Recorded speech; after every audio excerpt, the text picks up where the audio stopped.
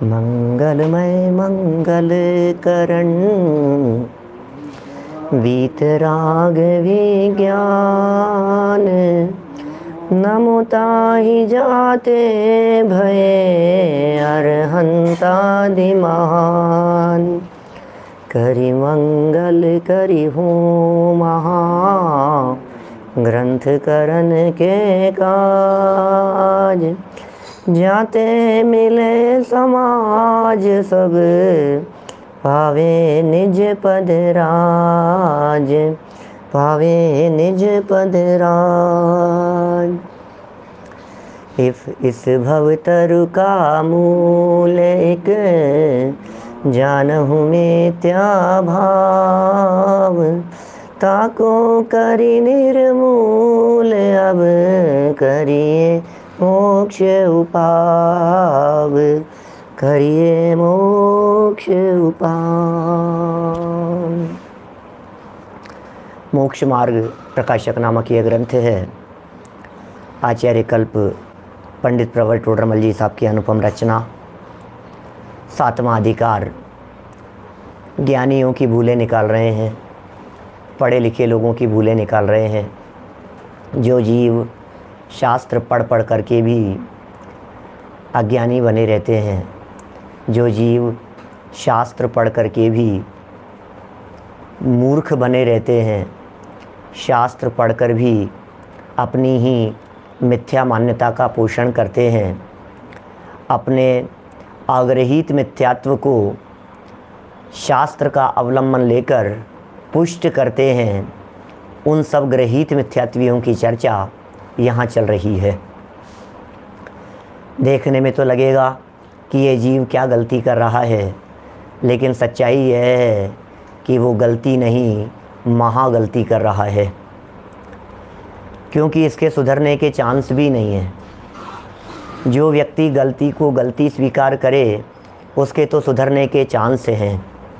इस अज्ञानी जीव ने तो गलती स्वीकार ही नहीं की, बल्कि यह तो अपने आप को ज्ञानी समझ रहा है, तो इसके सुधरने के कोई चांस दिखाई नहीं देते। देखिए, कल जिस तरह का शुद्ध चिंतन का यहाँ प्रकरण था, उसमें 2 आगम प्रमाण प्रस्तुत कर दिए। एक छठी गाथा का प्रमाण प्रस्तुत किया, एक 73वीं गाथा का प्रमाण प्रस्तुत किया, और दोनों प्रमाणों के माध्यम से यही कहना चाहते हैं कि द्रव्य अपेक्षा से शुद्धता किस प्रकार ग्रहण की जाती है। द्रव्य अपेक्षा से शुद्धता का अर्थ वो स्वभाव है, वो त्रैकालिक स्वभाव है, उसे स्वीकार करे तो यथार्थ है, और उसे स्वीकार न करे और वर्तमान पर्याय में अवस्थाओं में अपने आप को शुद्ध माने तो यह अज्ञानता है। कल इन दोनों बिंदुओं की चर्चा हम यहाँ कर चुके थे। एक प्रश्न औरों के चित्त में उठता है, लोगों के चित्त में उठता है कि भाई द्रव्य कर्म और नौ कर्म से भिन्नता की बात तो कही, भाव कर्म से भिन्नता की बात क्यों नहीं कही।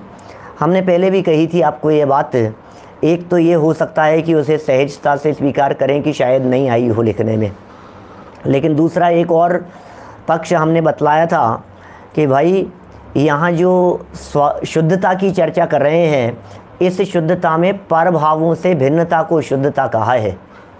वास्तव में ये जीव रागादि भाव से भिन्न नहीं है। रागादि भाव तो इस जीव के हैं, उन्हें तो भिन्न स्वभाव नहीं है, इस अपेक्षा से कहा है। आपको ध्यान होगा पीछे यह प्रकरण अपन पढ़ चुके हैं। इसी प्रकरण में जब रागादि से भिन्नता की बात कही थी तो पंडित जी साहब ने पेज नंबर 196 पर नीचे लास्ट पैराग्राफ में ये बात कही थी। जो रागादि से भिन्नता की बात कही है वो भिन्न किस लिए कहा है? स्वभाव की अपेक्षा से भिन्न कहा है। बस स्वभाव नहीं है, वो स्वभाव नहीं है, इसलिए रागादि को भिन्न कहा है। रागादि भिन्न है नहीं, उन्हें यदि सर्वथा भिन्न मानेगा तो काम नहीं चलेगा। फिर दूसरी बात यह भी तो है, रागादि से भिन्नता की चर्चा नीचे चलकर 199 पृष्ठ पर ही टोडरमल जी साहब ने औपाधिक भावों से भिन्नता बताने में ले लिया है।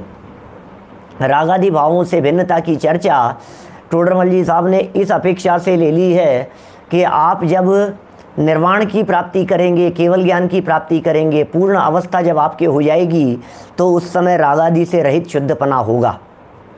वर्तमान में रागादि से रहित शुद्धपना नहीं है, क्योंकि वो पर्याय है। माने इस बात को बहुत गंभीरता से समझना चाहिए। पंडित जी साहब यहाँ वस्तु स्वरूप समझा रहे हैं। मुझे मालूम है हमारे बहुत गहरे अभ्यासी स्वाध्यायी लोगों को ऐसा लगेगा कि राग को तो भिन्न बताना चाहिए। टोडरमल जी साहब यहाँ वस्तु स्वरूप को मुख्य रख करके बात कर रहे हैं। एक तो भाव कर्म को गर्भित मान लो, एक तो ये मैटर हो गया। दूसरा टोडरमल जी ये कहना चाह रहे हैं भाई वो जीव की पर्याय में है, और जो पर्याय में है अभी तेरी संसार दशा में रागादिक भाव यदि पर्याय में है और तू यदि उनसे भिन्न कहेगा तो फिर ये पर्याय किसकी है बता। चारित्र गुण की पर्याय हैं राग द्वेष आदि। अब यदि राग द्वेष आदि से आप भिन्न कहेंगे अपने आप को, तो हमारा प्रश्न ये खड़ा होगा कि यदि चारित्र गुण की राग रूप पर्याय नहीं है तो क्या आपके चारित्र गुण की वीतराग पर्याय है? कहेंगे साहब वीतराग पर्याय तो नहीं हुई है अभी, तो फिर राग पर्याय माननी पड़ेगी ना, रागादि पर्यायों का सद्भाव मानना पड़ेगा ना। ये कह रहे हैं रागादि पर्यायों का अभाव सिद्ध होता है जब अरहंत दशा होती है, जब सिद्ध दशा होती है, जब यथाख्यात चारित्र होता है, जब 11वां 12वां गुणस्थान होता है, उस समय रागादि से रहित पना देखा जाता है। इसलिए रागादि से रहित पने की चर्चा वो पर्याय अपेक्षा से औपाधिक भावों से रहित पने में टोडरमल जी साहब ने ले लिए। यहाँ आप इस बात को बिल्कुल पक्का ध्यान में रखिए। यहाँ प्रकरण निश्चयावासी जीव को समझाने का चल रहा है, और निश्चयावासी जीव की तो ये मान्यता पहले ही है कि मैं रागादि से रहित हूँ, और यहाँ आपको ये और कह देवे कि रागादि से रहित हो तो फिर तो क्या होगा, करेला और नीम चढ़ा, माने ऐसी दशा हो जाएगी ना। जैसा रोगी है उस रोगी को पहले ही उसके रोग ये है कि वो अपने आप को रागादि से रहित मान रहा है। अब यदि उसे यहाँ रागादि से रहित कह दिया जाए तो फिर क्या होगा। तो साहब अच्छा द्रव्य अपेक्षा से बात कर रहे हैं तो आप पर्याय की बात क्यों कर रहे हैं? रागादि तो पर्याय में है ना। रागादि से रहितपन की शुद्धता तो पर्याय में शुद्धता होगी, यहाँ तो द्रव्य की शुद्धता की बात कर रहे हैं। तो द्रव्य की शुद्धता में द्रव्य की चर्चा करेंगे, पर द्रव्य की चर्चा करेंगे। द्रव्य की शुद्धता में पर्याय की अशुद्धता और पर्याय की शुद्धता की चर्चा नहीं है, हम ये कहना चाह रहे हैं। जब द्रव्य की शुद्धता की बात कही है तो फिर रागादिक का सवाल ही नहीं है। लेकिन एक द्रव्य में दूसरा द्रव्य मिलता नहीं है, इसलिए ये द्रव्य शुद्ध है, इसलिए ये द्रव्य की शुद्धता है। ये बात यहां बतलाना चाह रहे हैं। आत्मद्रव्य शुद्ध क्यों है? क्योंकि आत्मद्रव्य में पर भावों से भिन्न पना है। कि साहब रागादि से रहित पना भी शास्त्रों में कहा तो है ना, कि कहा है ना, हम मान रहे हैं ना, स्वभाव भाव नहीं होने की अपेक्षा से रागादि से भिन्न पना आत्मा के कहा गया है। यह बात 196 नंबर पेज पर सिद्ध कर दी थी। रागादिक को पुद्गल का भी कहा है, ये बात पीछे सिद्ध कर दी थी। रागादि को पुद्गल का क्यों कहा गया? निमित्त की अपेक्षा से पुद्गल का कहा गया, और जीव के नहीं है ये स्वभाव भाव नहीं होने की अपेक्षा से उसे भिन्न कहा गया। ये दो बातें हो गई थी, वो बात स्पष्ट कर चुके हैं पहले। देखिए सुंदर प्रकरण है, ये तो सब इसकी मान्यताएं हैं। एक तो शुद्धता की यहाँ चर्चा की है, और दूसरा यहाँ कहा भाई ये जो केवल शब्द, केवल केवल समझ रहा था ना तू, केवल का मतलब भी समझ ले। केवल का अर्थ ओनली ज्ञान, इतना अर्थ लगाएगा तब तो तेरी बात सच्ची होगी, और यदि ओनली ज्ञान नहीं लगाएगा तो बात सब गड़बड़ हो जाएगी। अभी यहाँ इस प्रकार चिंतन करने से सम्यक दृष्टि होता है। कैसा चिंतन करने से? द्रव्य अपेक्षा से तो सामान्य स्वरूप का अवलोकन, और पर्याय अपेक्षा से वर्तमान अवस्था का अवधारण। तो वर्तमान अवस्था मेरे जो है उस बात की स्वीकृति है, और द्रव्य अपेक्षा से देखना है अपने मूल स्वरूप को, इस अपेक्षा से शुद्धता यहाँ कही गई है। और जो जीव इस प्रकार का चिंतन करता है उसे सम्यक दृष्टि कह करके पुकारा गया है। उसकी दृष्टि सम्यक हो गई है। दृष्टि में खोटता, अब दृष्टि में सम्यकपना आ गया। यहाँ सम्यक दृष्टि के सम्यकपन के अर्थ में कह रहे हैं। चतुर्थ गुणस्थानवर्ती भी लगाया जा सकता है। जिसकी दृष्टि शुद्ध नहीं है वो सम्यक दृष्टि कैसे नाम प्राप्त करेगा? बोलो। अब एक बहुत सुंदर प्रकरण दे रहे हैं। अभी तक जितनी बातें कही है, यहाँ 4 बातें कही है। ये चारों बातें निश्चयावासी जीव की मान्यता के संदर्भ में है।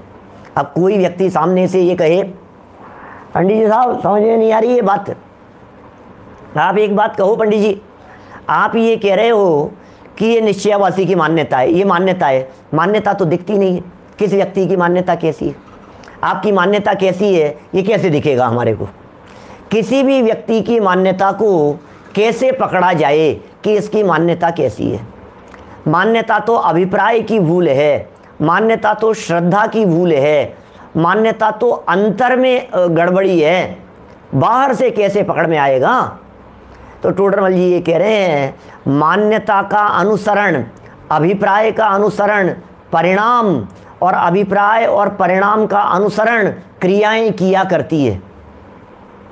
ऐसा है। किसी व्यक्ति की कुदेवादिक की भक्ति देखी जा रही है, इससे पता लगता है कि उसके परिणाम भी खोटे हैं और उसका अभिप्राय भी खोटा है। कैसे देखा आपने? कैसे कहा हमने? बता दिया हमने आपको। किस अभिप्राय पकड़ने के लिए क्या करेंगे आप? परिणाम पकड़ने के लिए क्या करेंगे? ये क्रियाएं। आप कहो साहब परिणाम तो अच्छे हैं हमारे, बस क्रिया के अंदर खान पान गड़बड़ है, ऐसा कैसे चलेगा? जो व्यक्ति माने शुद्ध और प्रवृत्ति उसकी हो महाशुद्ध, उस व्यक्ति की प्रवृत्तियां भी यहाँ दिखा रहे हैं टोडरमल जी साहब। जरा देखो इसके कारनामे कैसे हैं, जरा देखो इसकी प्रवृत्तियां कैसी है, जरा देखो इसके क्रियाकलाप किस प्रकार के दिखाई दे रहे हैं। अंदर में तो यह जीव शुद्ध मान रहा है, शुद्ध कह रहा है और स्वच्छंदी होकर के प्रवर्तन कर रहा है। उस निश्चयावासी जीव की स्वच्छंदता को ये यहाँ नई हेडिंग देकर के चर्चा कर रहे हैं और पॉइंट टू पॉइंट खुलासा करेंगे पंडित जी। एक एक पॉइंट खोलेंगे। बड़ा मार्मिक प्रकरण है, सुंदर प्रकरण है। आनंद आएगा आपको इस निश्चयावासी जीव की मूर्खता को देख देख करके। अपने आप को ज्ञानी कहता है और बातें ऐसी मूर्खता जैसी दिखाई देती है। आधार शास्त्र का देता है और है मूर्ख। पेज नंबर 200 नंबर पेज पर बीच में एक हेडिंग दी है, निश्चयावासी की स्वच्छंदता और उसका निषेध। क्या? निश्चयावासी जीव की स्वच्छंदता और उसका निषेध। क्या कह रहे हैं? तथा मोक्ष मार्ग तो, टोडरमल जी का वाक्य है, मोक्ष मार्ग तो रागादिक मिटाने का श्रद्धान ज्ञान आचरण करना है। वाह, क्या है ये टोडरमल जी की दृष्टि से मोक्ष मार्ग? सम्यक दर्शन ज्ञान चारित्राणी मोक्ष मार्ग कहा जाता है। यहाँ भी लिख दिया श्रद्धा ज्ञान आचरण करना है। इसका मतलब सम्यक दर्शन, सम्यक ज्ञान, सम्यक चारित्र करना है। लेकिन सम्यक दर्शन ज्ञान चारित्र की परिभाषा क्या है? रागादि मिटाने का श्रद्धान ज्ञान आचरण करना। ये क्या कह रहे हैं? रागादि मिटाने की श्रद्धा, रागादि मिटाने का ज्ञान, रागादि मिटाने का आचरण। ये क्या सम्यक दर्शन ज्ञान चारित्र की परिभाषा है? ये टोडरमल जी की बड़ी गजब की परिभाषा है। ये चिंतन की गहराई से निकली हुई परिभाषा है। ये परिभाषा आपको पूरे जिनागम में कहीं नहीं मिलेगी। क्या? कहीं नहीं मिलेगी ये पूरी परिभाषा। और ये परिभाषा टोडरमल जी साहब ने 2 जगह पर प्रयोग की है। यहाँ अन्यत्र भी मिल सकती है, 2 तो मुख्य रूप से यहाँ इन प्रकरणों के अंदर है। निश्चयावासी प्रकरण में ही एक तो यहाँ स्वच्छंदता का प्रकरण देते समय परिभाषा बतला दी, सम्यक दर्शन किसे कहते हैं। 50 परिभाषाएं मिल सकती है आपको सम्यक दर्शन की। 5-10 परिभाषाएं तो अपन लोग बोलते ही हैं, थोड़ा थोड़ा सा किंचित फर्क होकर के। टोडरमल जी साहब ने एक तो यहाँ प्रयोग किया, इसके अलावा पंडित जी साहब ने 213 नंबर पेज पर प्रयोग किया है। निश्चयावासी प्रकरण जहाँ समाप्त किया है, पहले भी बतलाया है आपको। गुजराती का पेज नंबर बतलाइए साहब, ग्रंथ का कौन सा है? पूछ रहे हैं सामने। देखो क्या कहा हमने, 213 नंबर पेज पर निश्चयावासी प्रकरण जहाँ समाप्त हुआ है, जहाँ निश्चयावासी प्रकरण खत्म हुआ है, उस जगह पर टोडरमल जी साहब ये कहते हैं सम्यक दर्शन किसका नाम है, सम्यक ज्ञान किसका नाम है, सम्यक चारित्र किसका नाम है। थोड़ी सी परिभाषा उन्होंने दे दी। रागादि मिटाने का श्रद्धान, सम्यक दर्शन। राग आदि मिटाने का जानना, सम्यक ज्ञान। जितना जितना रागादिक मिटे, जिस प्रकार से रागादिक मिटे, उसका नाम सम्यक चारित्र। वाओ। और वो जो आगे 3 लाइनों में जो परिभाषा दी है 213 नंबर पेज पर, वो 3 लाइन की परिभाषा को यहाँ 1 लाइन में दे दिया 200 नंबर पेज पर। 200 नंबर पेज पर एक ही लाइन में दे दिया। मोक्ष मार्ग किसका नाम है? बोले रागादिक मिटाने का श्रद्धान ज्ञान आचरण करना, इसका नाम मोक्ष मार्ग है। आप कैसे सम्यक दर्शन कहते हैं? बोलो। कहीं आप अपर के श्रद्धान को सम्यक दर्शन कहेंगे क्या? कहीं आत्म श्रद्धान को सम्यक दर्शन कह करके पुकारेंगे? कहीं समझ लो आप तत्वार श्रद्धान को सम्यक दर्शन कह करके पुकारेंगे? कहीं कहेंगे पर द्रव्यंते भिन्न आप में रुचि सम्यक तो भला है? कहीं देवगुरु धर्म के स्वरूप के श्रद्धान को सम्यक दर्शन कह करके पुकारेंगे? कितनी जगह जगह आपको सम्यक दर्शन की परिभाषाएं बहुत मिलेगी। लेकिन टोडरमल जी यहाँ क्या कह रहे हैं?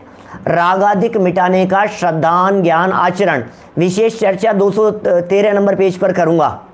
लगेंगे अभी 10-15 दिन तो लगेंगे, 10-15 दिन। क्या कहा? रागादि मिटाने का श्रद्धान ज्ञान आचरण।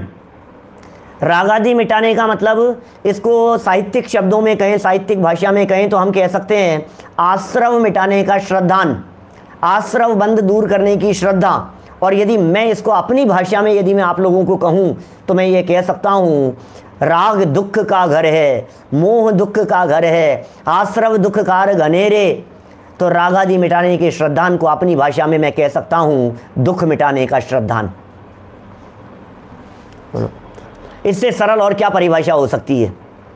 हे जीव दुखी हैं, दुख मिटाने का श्रद्धान।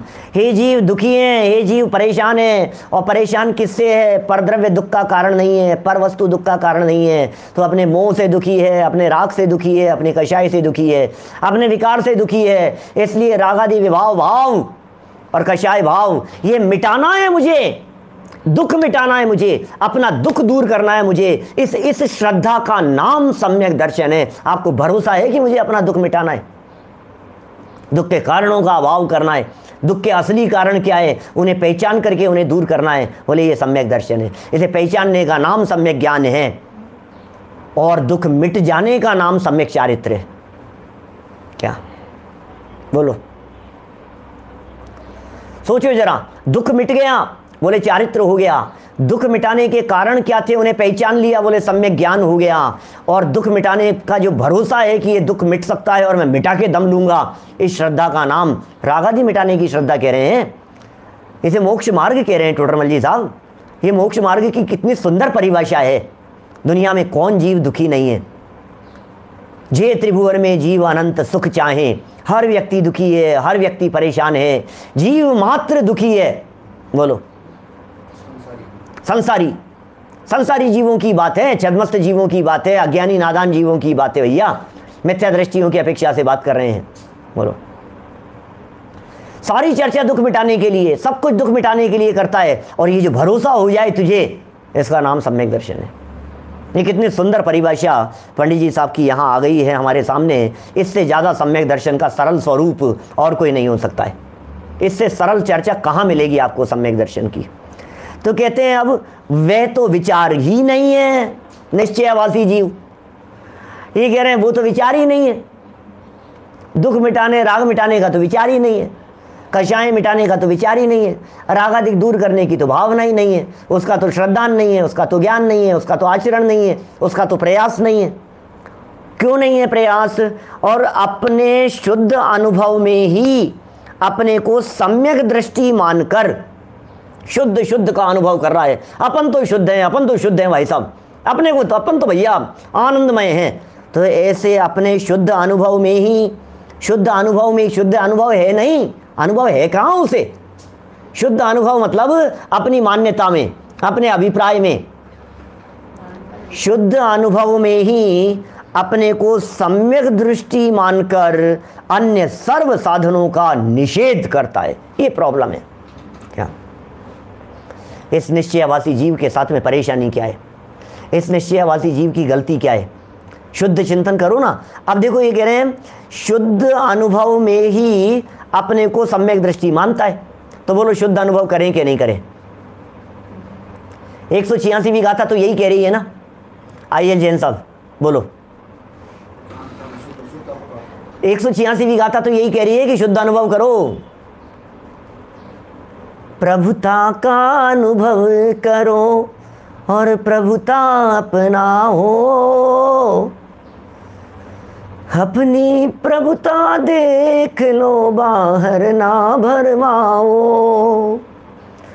अपनी शुद्धता देख लो, अपनी प्रभुता देख लो, अपना परमात्मपन देख लो, अपनी शुद्धता का भान करो।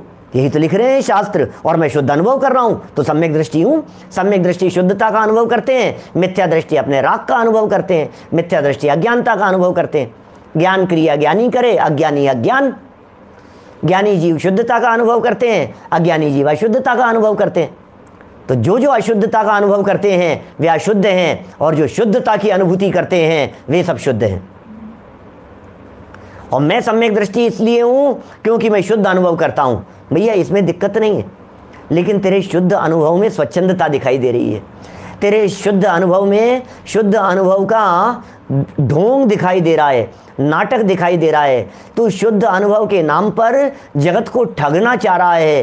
किसे बेवकूफ बना रहा है? किसे बेवकूफ बना रहा है बतला।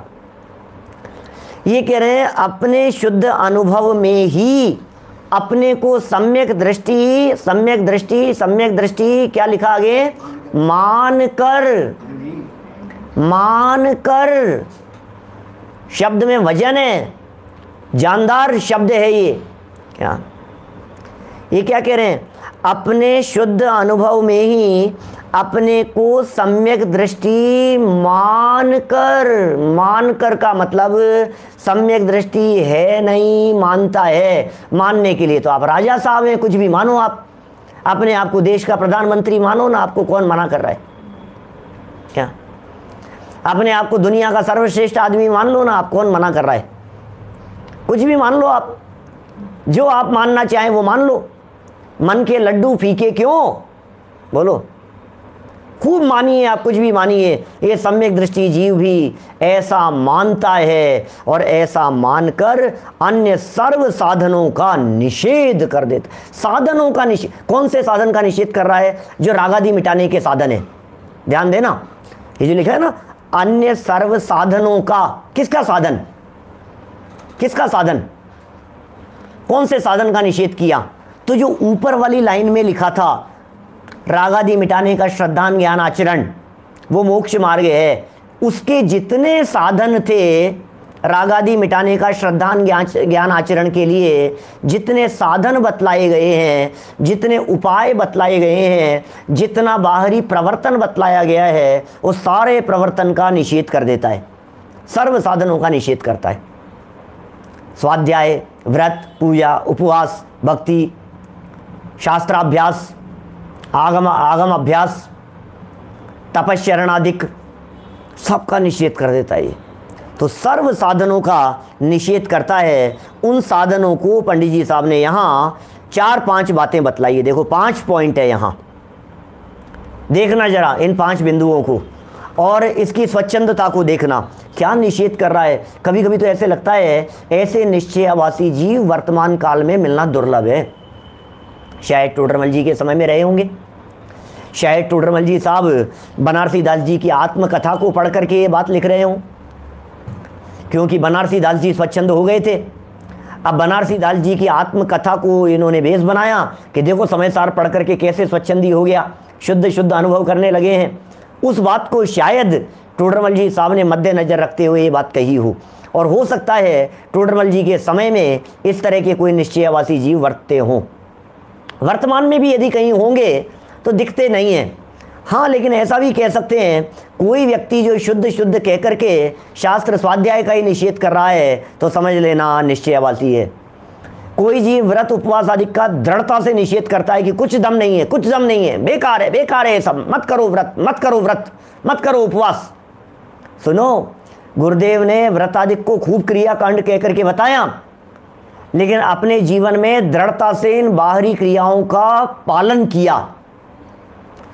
मैं कहता हूं जितना गुरुदेव का तत्व आज हम आप लोग पढ़ते हैं, सुनते हैं, सुनाते हैं, चर्चा करते हैं, यदि उनके आचरण का दशमांश भी यदि हम पालन कर ले हुए हैं तो हमारा उत्कृष्टतम आचरण कहलाए। आज ऐसा उत्कृष्ट आचरण था उनका,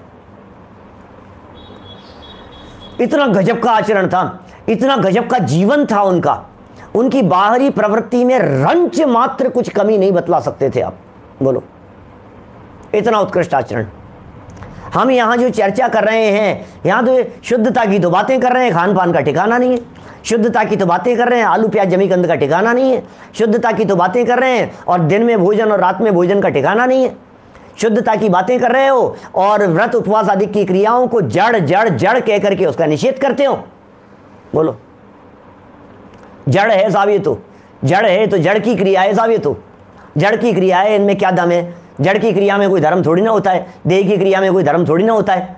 अरे देह की क्रिया में धर्म नहीं होता, ये बात परम सत्य है, लेकिन देह की खोटी प्रवृत्तियों में प्रवर्तन भी योग्य नहीं है।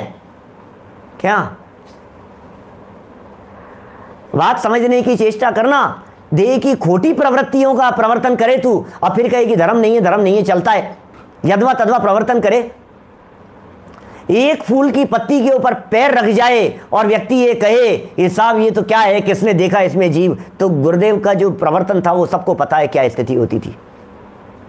एक बूंद कभी रात को पानी की नहीं पी। अरे बिना चने पानी की एक बूंद भी उपयोग में नहीं आ जाए, इसलिए उन्होंने कभी जीवन में स्याही का प्रयोग नहीं किया, इंक पेन का प्रयोग नहीं किया, बॉल पेन का प्रयोग नहीं किया, स्याही वाले पेन को यूज में नहीं लिया, क्योंकि उसमें बिना चना पानी प्रयोग में लिया जाता है। अब ये निश्चयवासी जीव, और साहब अब कौन मिलेंगे निश्चयवासी? वही लोग मिलेंगे जो आत्मा को परमात्मा कहते हैं, वही लोग मिलेंगे जो शुद्धता की चर्चा करते हैं और खान पान और बाह्य आचरण को यदवा तदवा प्रवर्तन करते हैं। ये बैलेंस चाहिए जीवन में, बैलेंस।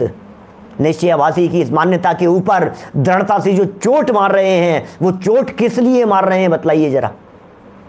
उत्कृष्ट जीवन था टोडरमल जी का भी, गृहस्थ थे टोडरमल जी, तो गृहस्थ होते हुए इतनी दृढ़ता से बात कर रहे हैं। भैया ये क्रियाएं लोप करने जैसी नहीं है भैया, सारा चरणानुयोग खत्म हो जाएगा, एक अनुयोग खत्म हो जाएगा, महल का एक एक दीवार ढह जाएगी, और एक दीवार ढही तो एक दीवार नहीं ढहेगी, पूरा का पूरा महल गिर जाएगा। 4 दीवारें हैं क्या? ज्ञानचंद जी पंडित जी साहब जब अनुयोगों पर व्याख्यान करते थे तो बतलाते थे ये 4 दीवारें हैं ये महल की, एक दीवार गिर गई, अब क्या होगा बतलाओ? एक ही तो गिरी है, महल तो खड़ा है, महल गया पूरा। चरणानुयोग, प्रथमानुयोग, करणानुयोग, द्रव्यानुयोग, ये चारों जो अनुयोग हैं, इन चारों अनुयोगों में चरणानुयोग का अपना एक अलग महत्व है। आपका चरणानुयोग, आपका ये प्रवर्तन इस बात को दिखाता है कितनी करुणा बुद्धि है। जैसे आप अपने आप को परमात्मा स्वीकार कर रहे हैं, जगत के जीवों को भी यदि उसी प्रकार से परमात्मा स्वीकार कर रहे हैं तो खोटा प्रवर्तन कैसे हो सकता है बतलाइए? क्या आपको आलू में अनंत जीव नहीं दिखते हैं? क्या आपको इन विपरीत प्रवृत्तियों में, इन खोटी प्रवृत्तियों में हिंसा नहीं दिखाई देती है? हिंसा का पाप नहीं दिखाई देता है? हम भी समझते हैं कि आत्मा कभी मरता नहीं है, हम भी जानते हैं कि आत्मा अजर अमर है, हम भी जानते हैं कि आत्मा अविनाशी है, हम भी जानते हैं कि आत्मा जैसा है वैसा ही रहेगा सदा काल, त्रिकाल एक रूप रहने वाला है। उसके बावजूद भी जो व्यक्ति ऐसी स्वच्छंदता की बातें करते हैं, बोलो गला दबा दें तुम्हारा, जहर दे दे मैं तुम्हारे को, हे नहीं मर जाऊंगा, मर जाऊंगा। क्यों मर जाओगे? तुम तो आत्मा हो ना, मरते नहीं हो ना, अब क्यों डर रहे हो? रोड क्रॉस करते समय तुम्हें डर क्यों लग रहा है कि मर जाऊंगा मैं? बिजली के करंट का झटका नहीं लग जाए तुम्हारे को, डर क्यों लग रहा है? गाड़ी में ब्रेक नहीं है, चलो ले चलो, चलाओ जरा, नहीं नहीं नहीं, नहीं मर जाऊंगा। क्यों? तुम तो शुद्ध शुद्ध कह रहे हो ना अपने आप को। बातें बड़ी बड़ी बड़ी बनाता है, बहुत ऊंची ऊंची बातें बनाता है ये निश्चयवासी जीव, और आचरण खोटा रखता है, उसकी यहाँ स्थिति बतला रहे हैं। जबरदस्त चोट मारी है टोडरमल जी साहब ने। 13 पेज में चर्चा है स्वच्छंदता की, पूरी अभी निश्चयवासी की चर्चा अभी कम से कम 13 दिन चलने वाली है। एक एक बात उठाओ जरा, प्रकरण देखो जरा। हम आप में से नहीं होंगे शायद कोई इस तरह के जीव, लेकिन कभी कभी मैं ऐसा भी कह सकता हूँ, कभी निश्चयाभास हावी होने लग जाता है, कभी व्यवहाराभास हावी होने लग जाता है, कभी हम उभयाभासी बन जाते हैं। ऐसा थोड़ी ना कोई व्यक्ति लाइफ टाइम निश्चयवासी होगा, कोई व्यक्ति लाइफ टाइम जवारावासी होगा, कोई व्यक्ति लाइफ टाइम उभियावासी होगा। समय समय के परिणाम है, क्षण क्षण के परिणाम है भाई साहब। जब कभी आप बाहरी क्रियाओं को जड़ की क्रिया कह करके उनका निषेध कर रहे हो, उड़ा रहे हो, और रात्रि को भोजन करके कभी ऐसा कह रहे हो अब कोई बात नहीं यार, अब चलता है बेटा, खा ले तू तो यार, कोई बात नहीं, खुद तो नहीं खा रहे हो, बच्चे को बेटा खा ले अब रात को, कोई बात नहीं यार, दिन भर खाया नहीं है बच्चे ने, भूखों मरेगा क्या, खा ले तू तो खा ले। इससे क्या है, जड़ की क्रिया है, इससे धर्म अधर्म का क्या संबंध है? इसका मतलब समझ लेना, उस समय के लिए आप निश्चयवासी हो गए। और जब कभी रोजाना दोनों टाइम प्रवचन सुन करके आपको लग रहा है अरे यार कितना धर्म कर रहा हूं मैं, इससे ज्यादा क्या जान लोगे क्या मेरी, खूब धर्म कर रहा हूं मैं तो, इतना धर्म। अरे भाई साहब पंडित जी क्या बताएं, ये जो है ना लॉकडाउन के पीरियड में तो खूब धर्म किया हमने, खूब धर्म किया लॉकडाउन के पीरियड में, पिछले 4 महीने में, 5 महीने में, 6 महीने में हमने खूब धर्म किया है, खूब धर्म किया है। तो टोडरमल जी ये कह रहे हैं धर्म की परिभाषा समझ ले पहले एक बार, धर्म क्या है। वत्तु सहाओ धम्मो कहते हैं, चारित्तम खलु धम्मो कहते हैं, दंसण मूलो धम्मो कहते हैं। धर्म दर्शन, सम्यक दर्शन पूर्वक धर्म होता है। हो गया क्या? नहीं वो तो नहीं हुआ, लेकिन धर्म बहुत किया, इसका नाम है व्यवहाराभासी। क्या बोलो, इसे व्यवहाराभासी कहेंगे हम। व्यवहारिक क्रियाओं में जो व्यक्ति उलझ करके, व्यवहारिक क्रियाओं में संतुष्ट होकर के जो व्यक्ति अपने आप को धर्मात्मा मान, जब आपने ऐसा मान लिया, जब हमने ऐसा मान लिया, जब मैंने ऐसा समझ लिया यार कितना तो करता हूं यार, मैं दिन भर तो लगा रहता हूं मैं, क्या बोलो, यदि मैं दिन भर धर्म चर्चाओं में लगा रहता हूं, स्वाध्याय आदि के अंदर लगा रहता हूं, तो मैं यदि संतुष्ट हो रहा हूं अपनी इन प्रवृत्तियों से, तो उस समय में मैं व्यवहाराभासी हो गया। क्या? उस समय मैं व्यवहाराभासी हो गया। और जिस समय इन क्रियाओं को उड़ाने की बात करता हूं, उस समय मैं निश्चयावासी हो गया। तो समय समय की बात है, कभी हम स्वच्छंदी हो जाते हैं, कभी हम रोजाना पूजन करके, रोजाना स्वाध्याय करके अपने आप को धर्मात्मा मानने लग जाते हैं, कभी हम निश्चयावासी जैसी मान्यता की बात करते हैं और व्यवहाराभासी जैसे प्रवर्तन की बात करते हैं तो उभियावासी हो जाते हैं। कभी हमें ऐसा लगता है अरे बस मुझे तो सम्यक दर्शन होने ही वाला है, तो सम्यक तो सन्मुख मिथ्या दृष्टि जैसी दशाएं, पता नहीं क्या जो भी दशाएं हैं, पढ़ेंगे धीरे धीरे अपन। यहाँ तो मान्यताएं पढ़ रहे हैं। नंबर फर्स्ट, शास्त्राभ्यास करना निरर्थक बतलाता है। बोलो, क्या हम आप बतलाते हैं कभी शास्त्राभ्यास को निरर्थक? पहला पॉइंट है ये, शास्त्राभ्यास को निरर्थक बतलाता है, ये पॉइंट नंबर 1 है। हम भी बतला देते हैं, कभी बतलाते हैं क्या? जिस व्यक्ति को ज़्यादा स्वाध्याय के अंदर लगे हुए देखो, और जब उसकी कोई प्रशंसा कर रहा हो तो अपने हृदय के परिणामों को टटोलना थोड़ा सा। आपको बुरा तो नहीं लग रहा है उसकी प्रशंसा सुनकर? आपको ये तो नहीं लग रहा है किसी व्यक्ति के स्वाध्याय की प्रशंसा की, खूब शास्त्राभ्यास की प्रशंसा की, तो कहीं कहीं ऐसा तो नहीं है कि आपकी जबान से निकल जाए अरे क्या है ऐसे शास्त्र पढ़ने में, 11 अंग 9 पूर्व तक पढ़ लिए, मिथ्या दृष्टि, ये क्या दम है इसमें, पढ़ करके क्या होगा, कितना शास्त्र पढ़ लो, कोई दम नहीं है इसमें, कोई धर्म नहीं होता है। इसका मतलब निश्चयाभास जैसी मान्यता पनप रही है धीरे धीरे। यदि आपको दूसरे व्यक्ति का स्वाध्याय नहीं सुहारा है, तो दूसरे व्यक्ति के बारे में हमारे को यदि उंगली उठाते हुए हम दिखाई दे रहे हैं, अरे यार क्या दिन भर पढ़ता रहता है, इससे क्या है, पढ़कर शास्त्र अनेकों फाड़े, तोड़ी कई मालाएं, और मान कशाए घिसी नहीं मन की घिस डाली प्रतिमाएं। इतने शास्त्र पढ़ लिए, कोई धर्म नहीं होगा इससे। 11 अंग 9 पूर्व पढ़ लिए, उससे भी कुछ नहीं हुआ है आज तक। तो भैया वो शास्त्र स्वाध्याय कर रहा था, है विषय कषाय से समय उसने निकाला, जिनवाणी पठन पाठन में अपना उपयोग लगाया, तुझे उसकी निंदा क्यों दिखाई दे रही है? उसके प्रति विद्वेष भाव क्यों आ रहा है? हम नहीं कर पा रहे हैं और कोई व्यक्ति कर रहा है तो उसकी प्रशंसा होनी चाहिए ना, उसकी अनुमोदना होनी चाहिए कि नहीं?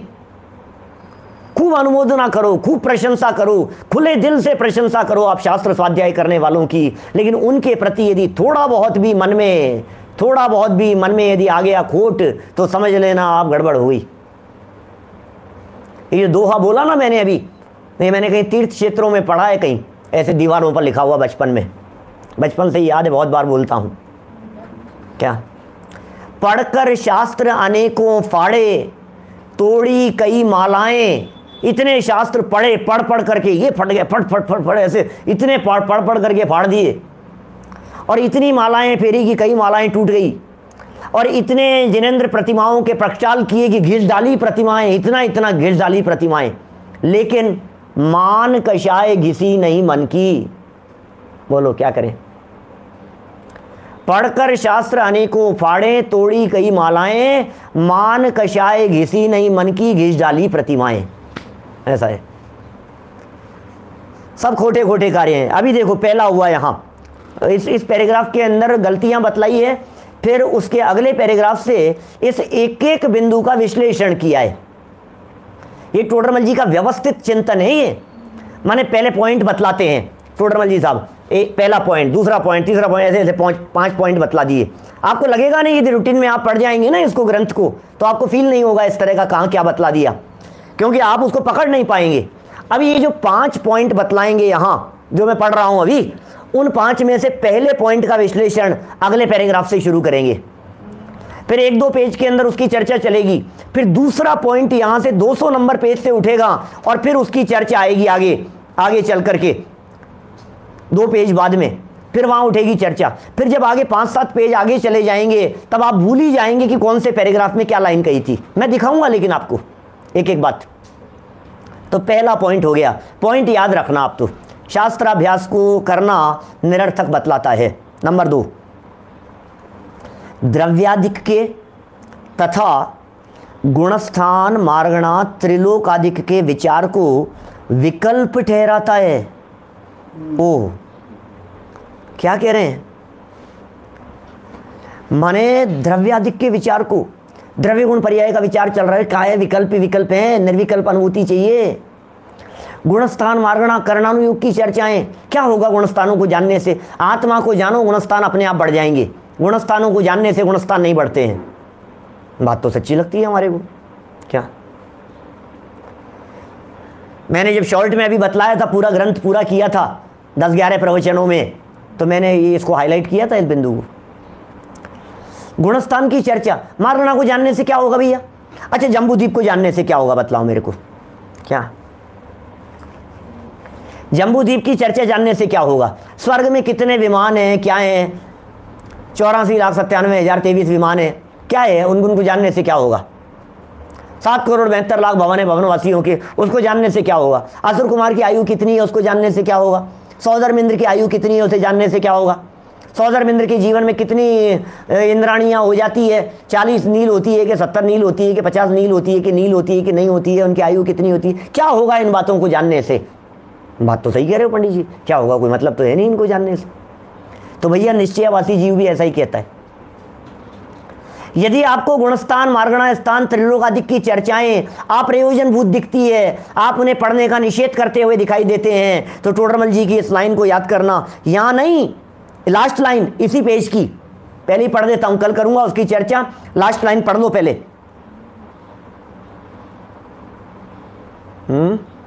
201 नंबर पेज पर आ गई वो, मैंने जहाँ पढ़ा था ना उसमें तो लास्ट लाइन थी। 201 नंबर पेज पर, जिसको अन्य शास्त्रों की अरुचि है उसे अध्यात्म की रुचि सच्ची नहीं है। खतरनाक वाक्य है, अंडरलाइन करने जैसा, बहुत खतरनाक वाक्य है, और हम आप लोगों में से लोग मिल जाएंगे इस तरह के।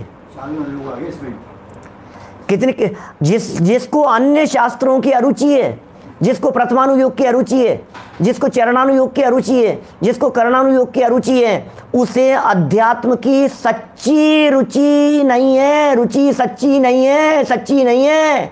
एक बी टोडरमल जी का वाक्य अपने दिमाग पर लिख करके रखना।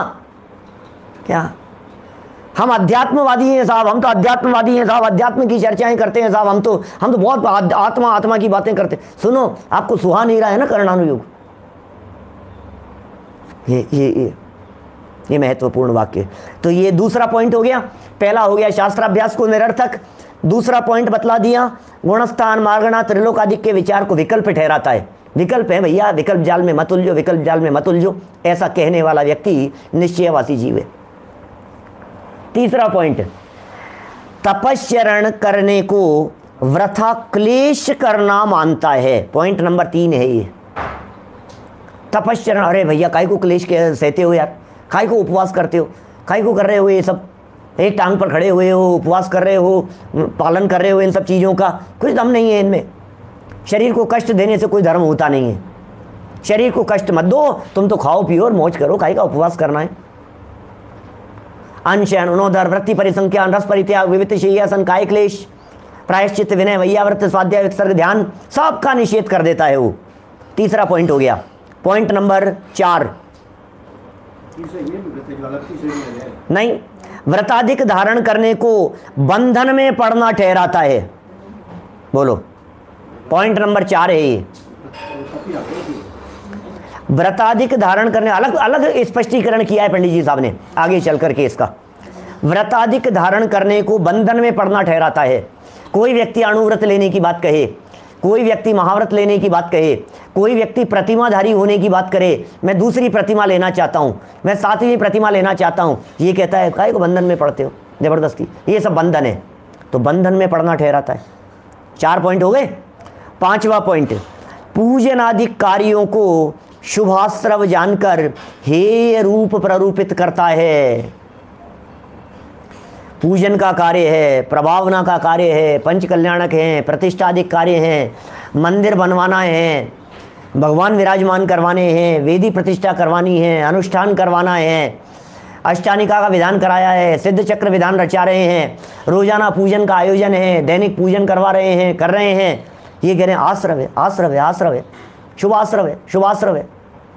तो शुभाश्रव जानकर हेय रूप प्ररूपित करता है। अब बताओ इस व्यक्ति का जीवन क्या होगा, जरा सोचना। एक बार अपने दिल पर हाथ रख करके सोचो। ये पूजन करता नहीं है क्योंकि शुभाश्रव है, ये व्रत पालता नहीं है क्योंकि बंधन में पड़ना है, ये तपश्चरण करता नहीं है क्योंकि क्लेश होता है उससे, ये त्रिलोकादिक शास्त्रों की बातों को पढ़ता नहीं है क्योंकि विकल्प ठहराता है, ये शास्त्राभ्यास करता नहीं है, उसे निरर्थक बतलाता है। अब हमारा प्रश्न ये है, ये सब नहीं करता तो करता क्या है? बोलो। ये यदि ये सब नहीं कर रहा है, स्वाध्याय आदि नहीं कर रहा है, चिंतन मनन इनको विकल्प कह करके ठहरा रहा है, तो फिर करता क्या है? मुझे लगता है न्यूज़पेपर पढ़ता होगा, मुझे लगता है टीवी के चैनल घुमाता होगा, मुझे लगता है व्यापार रोजगार में उलझा रहता होगा। व्रत उपवास आदि का निषेध कर दिया, व्रत आदि का निषेध कर दिया, तो इसका मतलब खाने पीने में लगा रहता होगा। क्या करेगा बतलाओ? शुद्धता हुई नहीं है, निश्चय स्वरूप वस्तु उपलब्ध हुई नहीं है, आत्मज्ञान हुआ नहीं है, आत्म अनुभूति हुई नहीं है, आत्म तत्व का अनुभव और दर्शन किया नहीं है, सम्यक दर्शन हुआ नहीं है, सच में मोक्ष मार्गी हुआ नहीं है। और मोक्ष मार्ग के लिए जो सहयोगी निमित्त कारण कहे, बाह्य साधन कहे, जो ऊपर वाली लाइन में अभी अपन ने पढ़ा, सर्व साधनों का निषेध करता है, इन्हें साधन कह करके पुकारा गया है। षट आवश्यक जरूरी है, बिल्कुल जरूरी है षट आवश्यकों का पालन करना। देव पूजा, गुरु उपासना, स्वाध्याय, संयम, तप, दान अत्यंत आवश्यक हैं, तो उन साधनों का निषेध करता है। क्या निषेध करने योग्य है, क्या निषेध नहीं करने योग्य है, कब निषेध करने योग्य है, भूमिका कौन सी है, हम कौन सी भूमिका में हैं, भूमिका अनुसार त्याग होता है, भूमिका अनुसार निषेध होता है। न भूमिका को पहचानते हैं, न वस्तु स्वरूप को पहचानते हैं। सिर्फ कहीं से 4 लाइनें पढ़ ली आपने कि शुद्ध आत्मा का अनुभव उससे मोक्ष मार्ग होता है, और उस लाइन को पकड़ करके बैठ गए। प्रथमानुयोग खत्म हो गया, चरणानुयोग खत्म हो गया, कर्णानुयोग खत्म हो गया, द्रव्यानुयोग के अंदर भी न्याय शास्त्रों की चर्चाएं सब खत्म हो गई।